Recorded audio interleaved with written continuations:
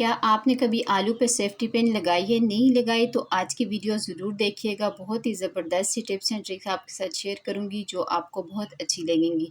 तो चलें जी वीडियो को स्टार्ट करते हैं बग़ैर आपका टाइम वेस्ट किए हुए। तो चलें स्टार्ट करते हैं। बिस्मिल्लाहिर्रहमानिर्रहीम। अस्सलाम वालेकुम। कैसे हैं व्यूअर्स? उम्मीद करती हूँ आप सब खैरियत से होंगे।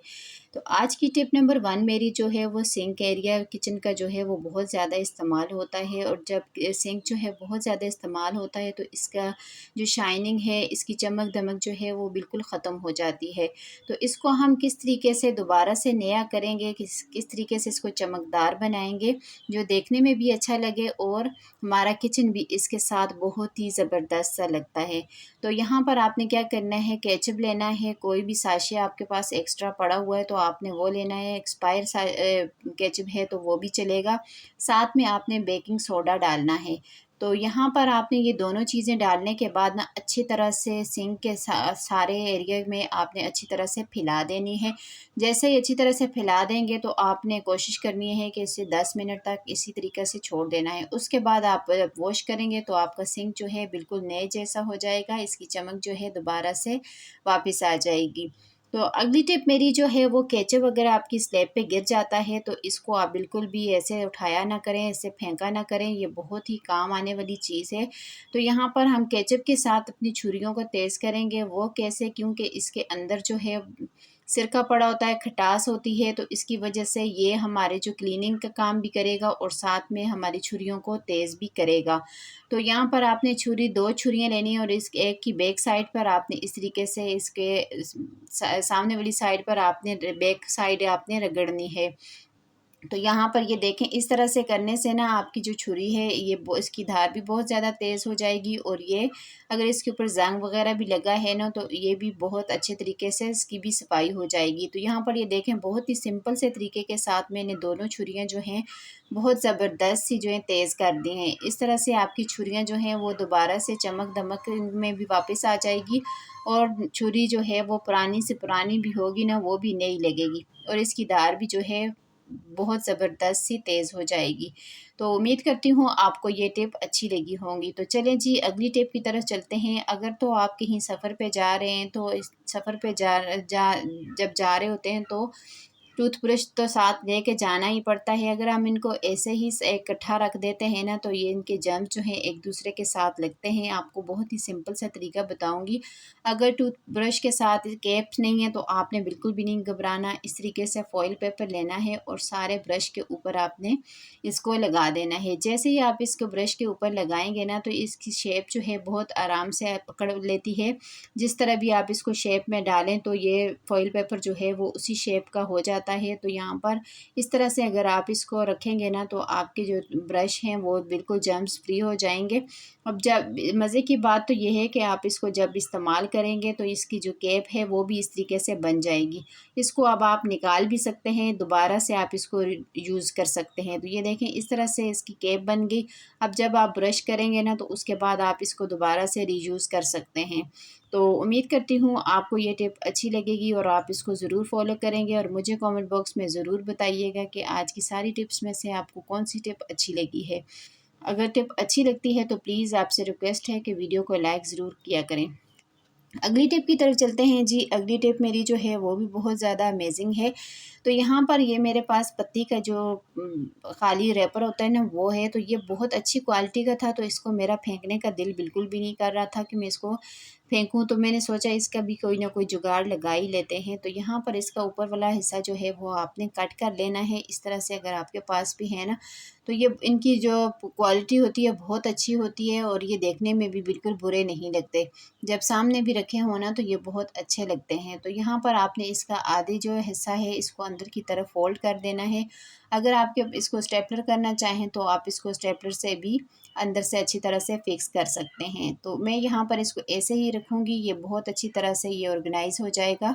इसके साथ हमें कोई ग्लू लगाने की ज़रूरत नहीं पड़ेगी, ना ही कोई टेप वगैरह लगाने की ज़रूरत पड़ेगी। तो अब यहाँ पर ये देखें हमारे पास ये बिल्कुल ज़ीरो कॉस्ट में एक ज़बरदस्त ऑर्गेनाइज़र बन के तैयार हो गया है। जब हम बच्चों के सिरप वगैरह लेकर आते हैं, उनको ड्रेसिंग टेबल पे रखते हैं, तो सारे जो है वो उसके ऊपर से जब सिरप गिरता है ना, तो सारी जो है नीचे बहुत बुरा लगता है और निशान पड़ जाते हैं ड्रेसिंग टेबल के ऊपर। या आपकी किचन में इस तरीके से सॉसेस की बोतल पड़ी हुई हैं, तो उनको भी आप इस तरह से इसके अंदर डाल सकते हैं। तो ये देखें कितने ज़बरदस्त लग रहा है और देखने में भी बिल्कुल भी बुरा नहीं लग रहा। तो इस तरह इन चीज़ों को, बेकार पड़ी चीज़ों को आप इस्तेमाल में लाया करें। तो इसके नीचे से अगर आप चाहें तो इस तरीके से इसको फ़ोल्ड करके आप ग्लू या टेप के साथ इसको अच्छी तरह से फ़िक्स कर सकते हैं। वैसे अगर आप इसको इस तरीके से भी रखेंगे तो बहुत अच्छा लगता है। तो चलें जी अगली टिप की तरफ चलते हैं। अगली टिप भी मेरी जो है बहुत ज़बरदस्त है। तो वो क्या है, अक्सर हम लोग कहीं बैठे होते हैं तो 2 से 3 लोग बैठे होते हैं, स्नैक्स खा रहे होते हैं, तो आपने इसको बाज़ दफ़ा हम इसको रैपर को खोलने की कोशिश करते हैं तो ये नहीं खुलता, लेकिन इसके आपको घबराने की बिल्कुल भी ज़रूरत नहीं होती। यहाँ पर ये देखें, ये जो काली वाली साइड है ना, ये इसके साइड पे ये स्ट्रिप सी बनी होती है। इसको आप जैसे ही पकड़ के खींचेंगे ना, तो ये बहुत आराम के साथ इस तरीके से खुल जाएगा। तो जैसे ये खुल जाएगा, तो इस तरह से अगर आप 2 से 3 बंदे भी बैठे खा रहे हैं ना, तो बहुत आराम से ईज़िली इसमें से निकाल के खा सकते हैं। बहुत ही ज़बरदस्त सा तरीका है। अब इसके साथ आपको ज़्यादा खपने की ज़रूरत नहीं पड़ेगी। बहुत ही आराम के साथ आप इसको खोल सकते हैं और इसको खा सकते हैं। तो है ना, अच्छी टिप है, छोटी-सी लेकिन है बड़ी काम की टिप। तो चलें जी अगली टिप भी देख लेते हैं। अगली टिप मेरी जो है वो कटिंग बोर्ड के हवाले से है। तो हर घर में कटिंग बोर्ड नहीं होता। तो यहाँ पर हमें हर रोज़ सब्ज़ियाँ काटनी पड़ती हैं, तो अगर हम इनको हाथों के साथ कट करते हैं तो हमारा अंगूठा जो है ना, उसका कीमा बन जाता है। बहुत ज़्यादा उसकी जो है कटिंग करते-करते हमारे अंगूठे की भी बहुत ज़्यादा कटिंग हो जाती है। तो आपने सिंपल सा काम करना है। इस तरह की प्लेन प्लेट्स तो हर घर में मौजूद होती हैं, तो अगर पुरानी है ना, तो वो आप इस काम के लिए रख दें।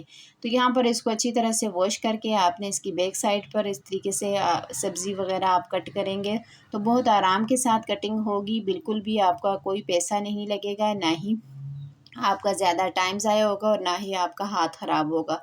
तो यहाँ पर इस तरीके से आप जो भी सब्ज़ी है वो इस तरह से आप कटिंग कर सकते हैं। तो ये देखें, मैंने 2 मिनट भी नहीं लगे, मैंने जो है प्याज कट कर दिया है। ना ही मेरा अंगूठा ख़राब हुआ है और मेरी जो सब्ज़ी है वो भी कट हो गई है।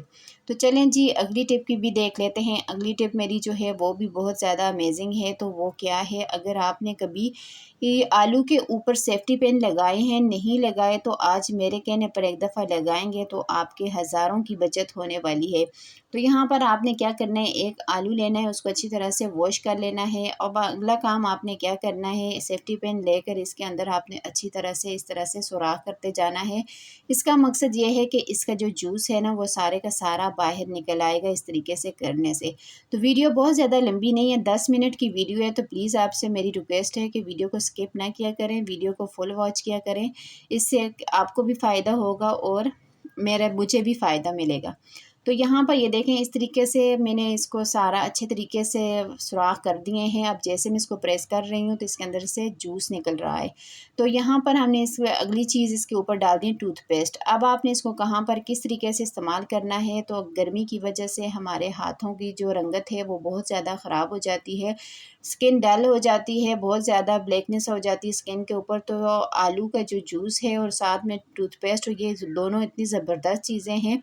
क्लीनिंग के हवाले से दाग धब्बे जितने भी होंगे वो सारे के सारे ख़त्म हो जाएंगे। आलू के में तो वैसे भी बहुत ज़्यादा ऐसी प्रॉपर्टीज़ होती हैं कि ये जितने भी गहरे से गहरे दाग धब्बे होंगे उनको ख़त्म करेगा। तो इस तरह से आप अपने हाथों पर, अपने पाँव पर इसको अप्लाई कर सकते हैं। अगर आप कहीं शादी पे जा रहे हैं तो आप 2 मिनट में इस तरीके से अपने हाथों को बिल्कुल नीट एंड क्लीन कर सकते हैं। तो इसको आप इस तरीके से हफ़्ते में 2 से 3 बार आप करेंगे तो आपके हाथ बिल्कुल साफ़ सुथरे होंगे। बिल्कुल भी इनके ऊपर जो स्याही नुमा धब्बे से पड़ जाते हैं ना, वो बिल्कुल ख़त्म हो जाएंगे। तो दोनों हाथों के ऊपर आपने इस तरीके से मसलना है और इसको जो आलू को है, आलू को आपने अच्छे तरीके से प्रेस करते जाना है ताकि इसके अंदर से जूस जो है वो भी निकलता जाए और दोनों हाथों के ऊपर अच्छी तरह से जूस भी लगे और साथ में जो हमने पेस्ट लगाई है वो भी लगे। तो यहाँ पर ये देखें, इस तरीके से लगाने के बाद आपने 2 से 3 मिनट छोड़ देना है। उसके बाद आपने वॉश करना है, तो आपको खुद रिज़ल्ट आपको सामने नज़र आ जाएगा। तो चलें जी अगली टिप भी देख लेते हैं। अगर तो आप इस तरीके से कोई भी जो लिक्विड है बर्तन धोने वाला आप इस्तेमाल करते हैं ना, तो इसको अगर आप और पावरफुल बनाना चाहते हैं यार, ये बहुत ही ज़बरदस्त सी ट्रिक है, इसको आपने ज़रूर ट्राई करना है। मैं हमेशा ऐसे ही करती हूँ, तो मुझे इससे बहुत ज़्यादा फ़ायदा मिलता है। अगर आपके बर्तन जो हैं बहुत ज़्यादा गंदे होते हैं, चिकनाई वाले होते हैं ना, तो ये बेस्ट जो है तरीका है। इसके लिए आपने क्या करना है, कोई भी लिक्विड जो आप इस्तेमाल कर रहे हैं उसमें आपने हाफ़ टेबल स्पून क्वांटिटी के हिसाब से आप इसमें डाल दें। ज़्यादा है तो आप इसमें ज़्यादा भर के डाल दें, तो इससे आपके बर्तन जो है जितने भी गंदे होंगे वो साफ़ सुथरे हो जाएंगे। बिल्कुल भी आपको ज़्यादा मेहनत करने की ज़रूरत नहीं पड़ेगी।